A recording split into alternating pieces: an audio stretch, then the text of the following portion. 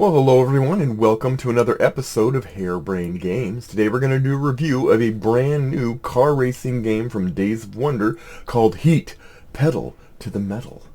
Is it goods to be pedaled? Should I be packing heat? Anyway, this is a game for 1 to 6 currently, involving, well, car racing. In it, you will manage your hand of cards, you will manage the heat emanating from your engine, and you will try to be the first one across the checkered flag. Let's just dive in, take a look. Alright, varmints, let's look at what comes in Heat: Pedal to the Metal. I'm going to talk in this voice for about 2 seconds longer. Okay, let's get to it. You get not one, not two, well, you get 2 boards, but they're double-sided, and each one has a specific track with a particular course. As you can see, this is a game in progress, one of many that I have played. Spoiler alert, it might not suck. Lots of details, very impressed with the level of details, and a couple other very nice touches, which we'll get into when I go through the gameplay. Not only do you get this, you get... Everyone, 1 to 6 players, gets a player board. The player board is very simple. This is probably the only thing I think that is kind of like middle notch instead of top notch, is that these are a little flimsy. I wish I might look into ways to beef it up a bit, but whatever. And then you get, that's one of the modules is for AIs, which I recommend in anything less than...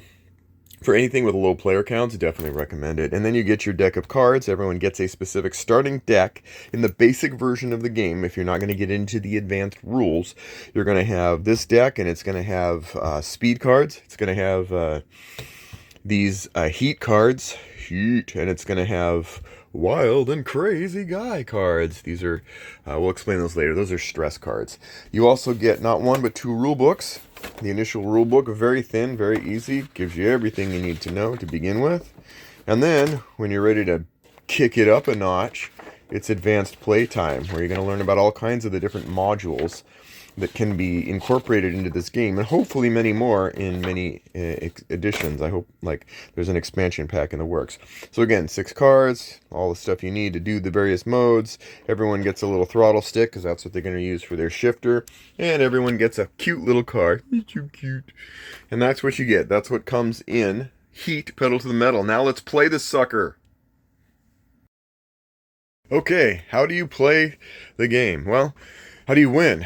You win by being the first one to cross the finish line. This should not surprise anyone. However, the manner in which you do it will be affected by the cards you play, and the timing of the cards you play, and how you manage your heat. Heatmeister, Coldmeister. This is pretty much a Heatmeister game. In your tableau, you have this, and once again, this is kind of your legend that tells you all the things you need to know across an entire round. And you're just going to be going through this round. This is your shifter. Starts off with 1. During the course of play, every turn you can choose to shift up and down. Different benefits, different drawbacks. You have 6 heat cards. This is your engine heat. Handling your heat is basically your risk factor. As you apply heat, your engine is not going to be running at its full best. Heat are like dead cards that you have to figure out a way to get rid of or reduce over time. They're necessary. You need them. They're a double-edged sword. But you will, because they will give you an opportunity to push a little bit farther than you normally would, but at the same time with the drawback that it'll catch up to you later if you don't manage it well. Every player starts with a 15-card deck of their color. In these, there's different numbers. These numbers are all the distance you get to go. Some of these have this icon, which is useful when you're trying to do adrenaline moves or boost yourself, etc. Also, you get these 3 stress cards. Stress cards, again, they're different. Anything with this icon stays in your hand until you actually use it or remove it in ways, the 1 or 2 ways that it allows. So I'm going to shuffle these cards up and get us some shuffle magic here. I've got two set up here. And I'm also going to run 2 AIs to show you how simple it goes. So we've got yellow, and we've got blue, and we've got green, and we've got red. So what you're doing is you always have a hand of 7 cards. 3, 4, 5, 6, 7. And the first decision you're going to make every turn, I'm going to lay these out. No, I don't expect that you will be showing this to your opponent. You're going to hide this from your opponent. But everyone's going to take 7 cards. 1, 2, 3, 4, 5, 6, and 7. So there we go. All right. So on your turn, your first decision is what gear you're going to be in. You're allowed to go up or down 1 gear without penalty. If you go up 2 gears or go down 2 gears, you're either accelerating farther than your engine is happy with, or you're basically decelerating in rapid fashion. You're going to take a heat card and slap it on your discard pile. It's going to come around to bite you, but it's going to give you a boost. We're going to do this for yellow. You'll notice yellow is behind. It needs... Now, everybody starts here, but it's really boring to do the first turn, so assume everyone did this first turn and they've all arrived here. I've got it spaced out so that I can show you some of the contextual situations you're going to run across. And then here, same thing. We're going to go like, you know what, I'm just going to go up 1. I'm not going to take that extra heat. I'm going to need it later. Managing your heat, you're going to find is critical. Then everybody does the next thing, which is to decide what cards to play. I can play 2 cards. I'm on 2nd gear. Yellow can play 3 cards. Yellow's in 3rd gear. So you're going to play these cards, and why wouldn't you just play all of the biggest ones and just whip around the track? Well, because there are corners to contend with. The symbol is a corner. It means there's a corner to be taken, and there's the speed that you're going to want to take it, no less. Notice some of these corners are pretty tight. 3, 3, 2, etc. This is interesting because when you were done, if you're on your turn, you go from this side of the corner to that side of the corner, there's going to be a judgment day, a reconciliation day, a day of thunder. Anybody remember that movie? That you're going to have to look against and go, okay, did I take the corner successfully, or did I overshoot? And now I have to pay the penalty in heat cards. We'll go for that separately. So we're going to do this now. We're going to do, I have 2 cards I can play. So I could play 7 cards. 1, 2, 3, 4, 5, 6. Yeah, I like that. 4 plus 3 is 7. And I'm going to secretly hide from myself here. Now, if you're ever curious, one of the very, very nice touches on this board is that because the differences tend to traverse large numbers, you've got these number guides here that will easily let you know, like, I'm 16 away from the next corner. I'm 11 away from the next corner. 1, 2, 3, 4, 5, 6, 7, 8, 9, 10, 11. So you're going to know. These are hugely beneficial for not having to sit there and kind of recalculate every time and guesstimate. Really big touch. Nice UX touch on the part of the graphic artist in that regard. All right, so we've done that. 2 cards. Now we've got 3 cards, and we're a little bit farther back. So we're 7 away from that corner, so we can play around a bit. 3, 6, and 1. All right, ready, set, reveal. All right, look at that. So we all reveal our cards, and then this can be done. These 2 steps can be done synchronously. Once you get to the additional steps, they're done synchronously instead. And so we go with whoever's in front goes first. And if you're ever curious, I need to move that over there. Like when you have 2 slots, you have these spaces, but then you have 2 spots in these spaces. And so if there's ever any doubt who's actually ahead, it's the person on the slot closest to this line here, this solid line, and it changes so you'll be able to see it. Again, a nice touch to just make it really clear at a glance what's going on. So blue is going to go 4 plus 3. So blue goes 4 plus 3. He looks and goes, am I the last person? Nope, I'm not the last person, so I don't have to worry about that. I'm going to do this first. 4 plus 3 is 7. 1, 2, 3, 4, 5, 6, 7. Oh yeah, it's going to move over here, again, closer to the line. Look at that. Took that corner with ease. Now we look and go, is he behind? No, he's not behind, so we're not going to worry about that. Then you can reconcile any number of cooldown or engine or upgrades, whatever these icons are that you see in your cards, you can employ them. And here you'll notice that we have both of these represented. So what it means is that I can take any burn card that I have in my hand and I can put it back on my engine. The cooldown part. Notice that the higher you go in the higher gears, you don't get that. You also have the ability to take and use a card in your hand, one of these heat cards, to be able to draw to go farther. And I would be able to, okay, that icon's on there, so I would get to go one farther. Why wouldn't I do that? Well, we're going to get to that shortly.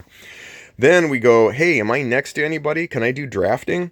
This is the one phase that you don't have to actually add up and sum up how far you've gone for the judgment phase.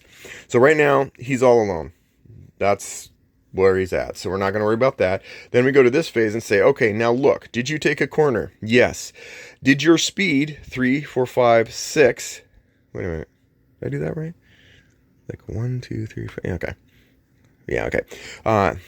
Is your speed greater than this turn could handle? No. So he's safe. He did it. His turn is done. Look at that. All of his used cards get put in the discard pile.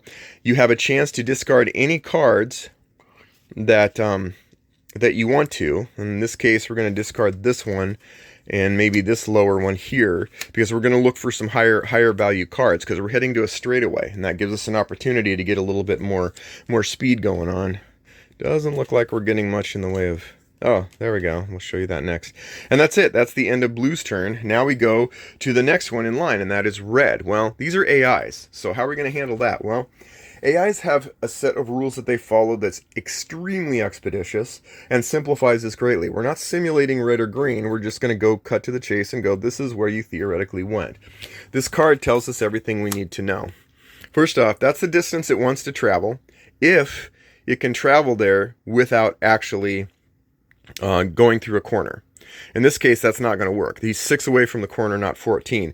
If he was here and he got that, he would go 14 spaces all the way. In this case, instead, you look and go, well, are you past the line here? This is the AI line, where if your car is not over this line yet, then it's going to attempt to do all of its movement.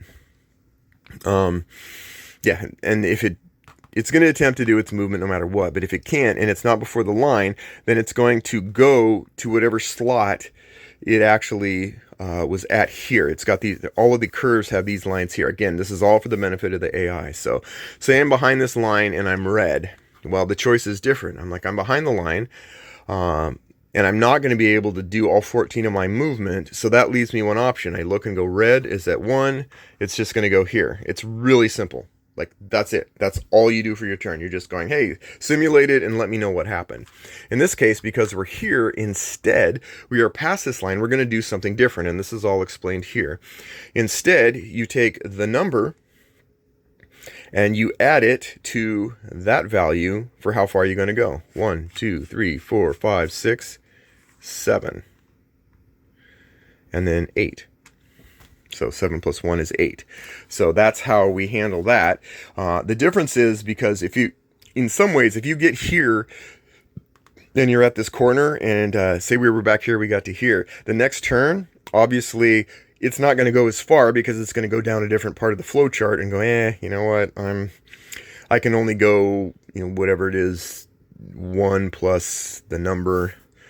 Yeah, 7 plus 1. It takes this number, adds that number, and goes that far out. So it makes it a very interesting pacing. It feels pretty plausible the way that it goes. In this case, we happen to do it just right where we were inside the line, so we could just take the 7, add the 1, move the 8, and there we go. And look, pretty close. Keeps up.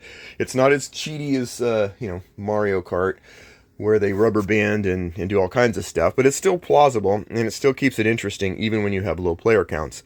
Again, 13 is not going to be able to go 13 spaces without crossing this corner, so instead, past this line, we're going to go 7 plus 1, same thing. So 1, 2, 3, 4, 5, 6, 7, 8, and go on the outside. All right. Then, and that's it. That's it for the AIs. Then it's yellow time. Yellow has 3, 6, 7. 7. All right. 1, 2, 3, 4, 5, 6, 7. So 7's a little behind here. Might be a bit of an issue. So then 7 is behind, but as the last player, we're going to go through this again, or in 6 or 5 plus, the last 2 players, you're going to get a chance to go extra. So, and you're going to get an extra chance to get rid of heat cards, which is of no consequence here. There are no heat cards in my hand. But we are going to go the space here. And then we're going to, and that's all we can do there. Then we're going to do the drafting thing. Drafting is pretty cool. If you, yeah, you can draft here and go, you can basically just leapfrog like up to 2 spaces away. And it shows you here kind of if you're behind or you're stuck, you can go up, over, and down. So up, over, and down. And I think in this case, we're back in business, and we also have opportunity for boost. If we want to add a heat card to our discard pile, we're going to be able to flip this and go an extra 3. 1, 2, 3. Look at that. Look at how fortunes have changed. And now, except that's not good, because now we've done something silly. What have we done? Well, now we're going to have to do the corner check. Now this doesn't count, but all of these count. 3, 6, 9, 10.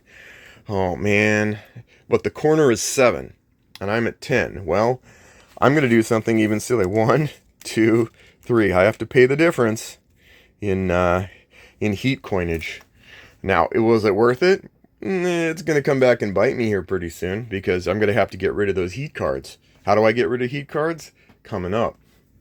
So, so here we are. I've done it. This is not a good move on my part. I sort of took the corner. I pushed my limit, and I don't think it's going to work out, but we're going to do this. But again, the heat cards, they come into play later. There's a delayed pain with the heat cards, but we're going to get rid of these two. Heck, let's get rid of all of these and see if we can get some bigger cards. Look at that. Look at that. Next turn, it's going to be sweet. Sweet indeed. And there you go. And that is the end of the round for 4 players, 2 AIs, 2 people. This is the essence of the basic game play. What is interesting is that this is probably the most forgiving corner. Look over here and realize that if you time it right and you can get close to here and slow down and have lower powered cards and decelerate to where you can just take a corner and then beef it back up and head up and then take the corner and be like, there's a lot going on here. There's a lot that the actual track itself gives you for interesting decisions. This is beautiful. So say for example, and let's do this turn again. Let's pretend that it's our turn again. We're not going to go through everything, but I'm going to show you at least the stress cards.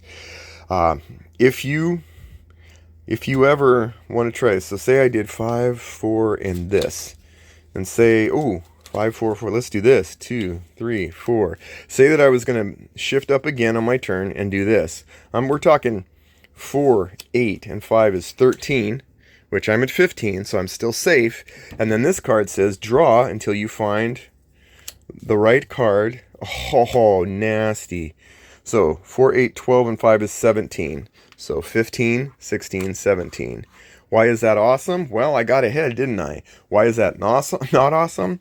17 minus 3 is way more heat than I can handle, and that means I spin out. What does it mean? I drop down to first gear, I go back here, and I have to grab 1 or 2 stress cards. And these stress cards are the interesting. Basically, they're saying you lose focus, so you don't have a specific value you're going to be able to apply. You don't know. If that had been a 2, I would have been golden. I think 15, 16, 17, 2 or 1, I would have been golden. But instead, now I got to contend with the fact that there's going to be a lot more erratic behavior until I get rid of them. How do you get rid of these cards? Well, I'm glad you asked.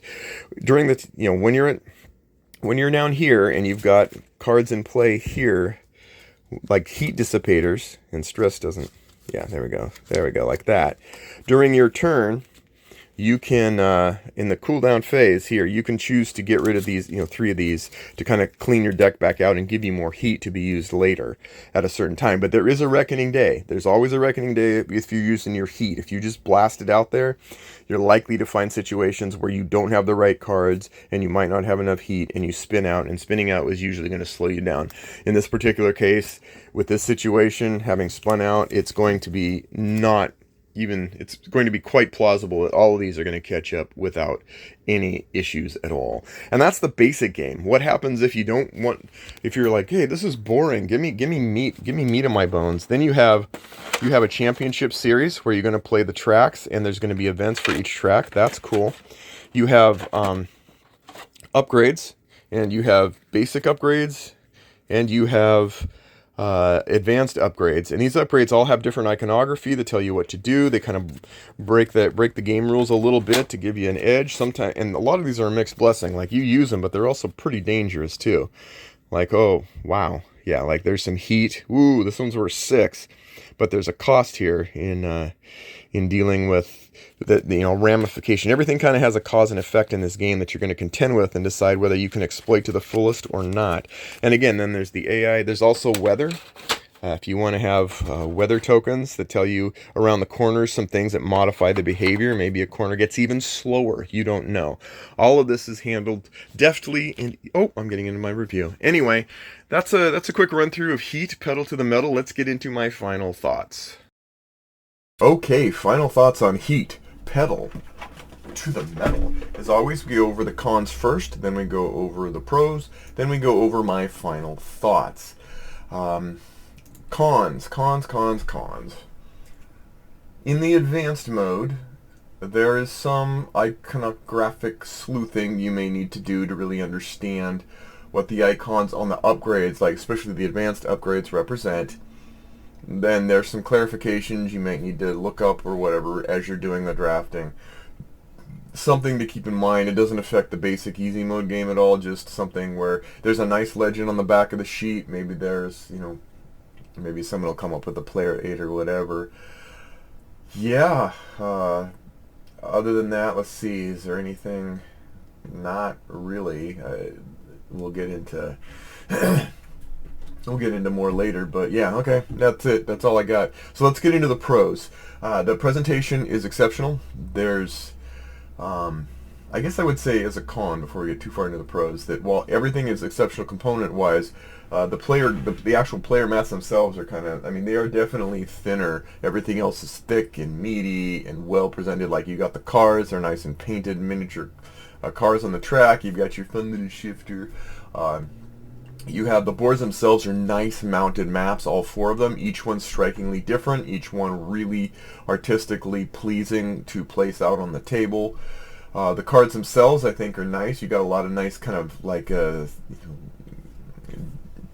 The artwork's kind of I don't know how to describe it. I'm not an artist, but either way, I like it. I like the fact that it kind of evokes the idea of speed and heat, and it's both sort of nostalgic and modern kind of, and how it goes. I think they did a great job in the presentation. I also like that the information on the cards, like, you've got real good iconographic representation, very consistent on the cards, what they do, what they mean. You've got, other than a couple little things in the advanced part, but otherwise, the road, when you're being able to look and go real instantly tell whether you're going to be overshooting a corner or not, because these are wide. You could make very long paths. Like other games, there's a lot. You could make a really fast run on a straightaway before you get to a corner. So it's nice to just have all that information presented, so you can quickly just ascertain what you're looking at when it's your turn.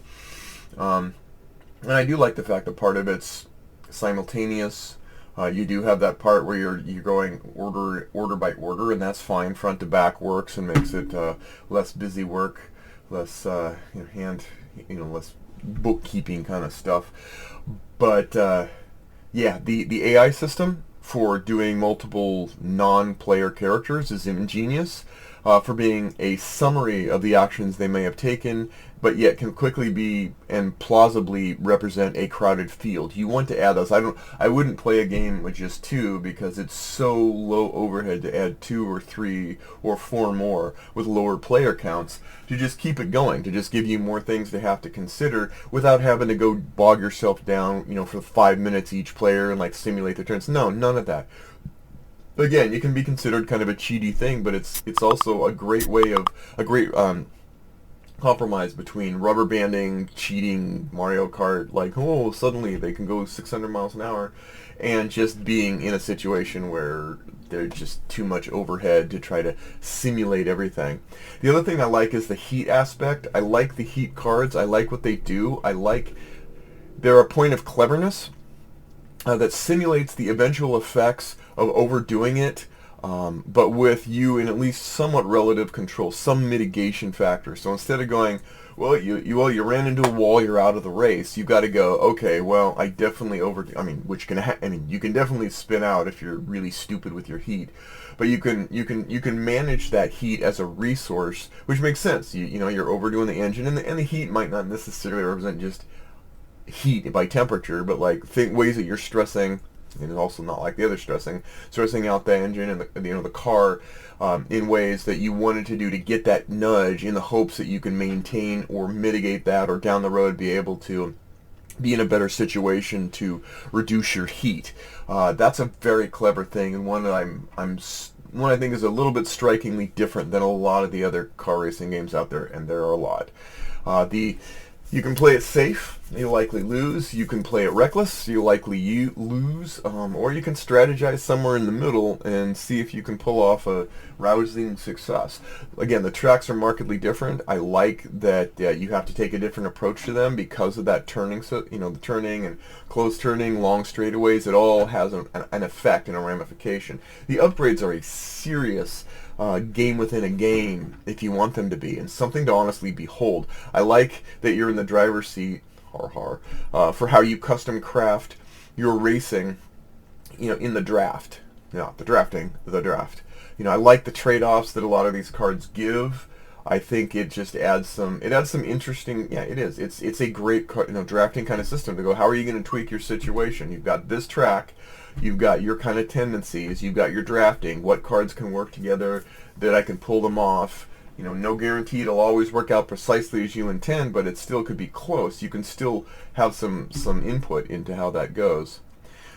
Because you have control of your situation a lot more than just the risk of a die, which no game just gives you a die and says roll whatever. Like like you shift gears, you get different die in sort of Formula Day mode and such. But here you do have a lot of control of your situation. You have all of the risk and reward, or sort of by your direct choices for how you set yourself up for moving time.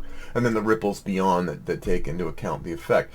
But that doesn't mean that you don't have sort of gut-wrenching, not guesswork, but risks to take. I mean, you've got your shifting risk. Do you shift up? Do you double shift up to try and get back in the lead if you're behind? Do you single shift up? Do you try and maximize, staying in second gear because you can get rid of a heat card because contextually it makes sense in this particular moment to do so? The stress risk, as you add those cards and go, well, I don't know what this is going to be. I only know that it can be anywhere from 2 to 4. What do I do? The heat management, how you handle when the cards go into your discard pile before they get cycled into your deck, and then when they're in there, they severely limit your choices, and then you've got to contend with what you're going to do with a less full-bodied hand. I mean, everything's about you and your choices in this game. It's not the whim of a die. It really is about you and your opponents. And again, Formula Day, which is probably the one I would compare it to the most, but not by much, had similar ideas, but it still left more chance points, and there were still differences, pretty stark differences. Again, like, you could be out of the race if you screwed up too bad in Formula Day. That's great. That's a great idea. For Heat, it worked out a different way to do it differently. I love the fact that over time, as you start with the easy mode, and you start with the, I can introduce this to anybody mode, and then it unveils different modes with more complex options that are not just complexity for sake of complexity, but they perfectly scale up to provide you with much more of a feel of you configured yourself for this race, you thought it through. Easy audiences can play easy, and then over time you can add in the more interesting options, and that's fantastic. I think it's a strikingly mature melding of various systems: your hand management, your calculated risk management, your timing and execution management, your drafting of upgrades and the synergies thereof management. I think it does a great job of basically building all of those pieces into a very cohesive and entertaining race car driving whole. So, in conclusion, I'm not going to lie, when I heard that this was coming out from Days of Wonder, I'm like, I like Days of Wonder. There's only a couple duds I've ever bought of theirs. The rest have been like, yeah, so glad I bought this. This is great. I have a lot of trust in them. But I did hear that it was from the designers of Flamme Rouge, which even though I liked it at the time, and I reviewed it 5 years ago, and I said I thought it was a great way game, like a really fun little way to just introduce people to cycling, sort of cycles, Tour de France, Tour de France kind of modes and stuff. I still had a little bit of mixed feelings because I thought at the time that while it was a great way game, how familiar would it be for them to just make a car racing version of that? Because that had some very specific things that it did that I didn't think would translate well, and the terrain was purposeless. You're jockeying for mission, but for the most part, you're just the course could have been just spreadsheet cells, and which that actually got improved upon in the subsequent updates for that game, Flamme Rouge. So I still like the game and stuff. I just wasn't sure how it would translate. I wasn't turned off. I was just less hyped, to put it that way. And this honestly is a very, very good adaptation. And I wouldn't even say adaptation. It's a leap in gaming goodness for that design team. yes, there are things about it that are similar to Flamme Rouge, but only up to the point where it made no sense, and then everything after it really focused on what it would take to make a great car racing game, not Flamme Rouge with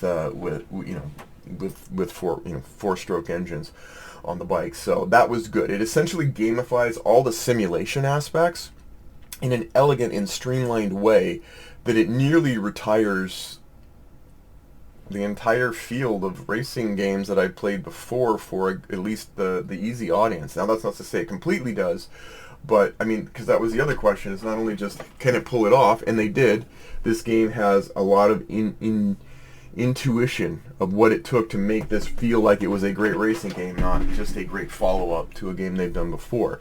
That said, the other question is, do we need another racing game? I have plenty. I don't dislike pretty much any of them, and that's where the question becomes, if you have Formula Day, is this worth having? If you have Downforce, is this worth having? If you have Thunder Alley, is this worth having? If you have Rallyman, is this worth having? Or Automobiles and whatever. And I will say yes. I think as far as Formula Day goes, they go toe-to-toe as far as a lot of things. You can get really nitty-gritty with Formula Day, maybe even more than Heat. You don't have the card-driven kind of stuff. You've got your dice and you've got your upgrades, and it's a totally different fashion. I could pull that one out and play it, and it would be great. But honestly, I think I could approach people with this right now, and so I would say that those two go toe-to-toe. Downforce is such a different game because you're kind of betting on it. It's more of a long shot, winner's circle kind of game where you're doing your betting and you're moving one car, but you're also kind of betting on the others. I don't think it's a good comparison. I don't, which means that they both can coexist just fine. Thunder Alley is much more of a simulation, or an attempt to be a simulation of a lot more nuances of large scale, 16 fields, 16 cars in a field kind of jockeying and whatever. And that is, again, not equitable. I wouldn't introduce Thunder Alley to a casual group, and it, I think, just goes its own way. So yes, those two can complement each other well. Rallyman is unique. Rallyman is just very unique, and so yes, that can stay. So honestly, yes, there is room for Heat, pedal to the metal, in my collection, even though I have lots of other car racing games. I will be pulling this out much more than those other car racing games because I could get you in and playing and feeling like you're having fun very, very quickly. With an exceptional presentation, great, easy, and advanced modes to accommodate all levels of players, interesting modular extensions, smooth but very plausible AI that plays quickly to keep you and can keep you focused on your car, not all the other AI cars, and clear positioning for additional tracks and additional modes. I think this is, quite frankly, another great surprise in a year filled with happy gaming surprises. So I unreservedly recommend Heat, pedal to the metal. Great game, great design, great times. So thanks again, and we'll see you next time on Harebrained Games.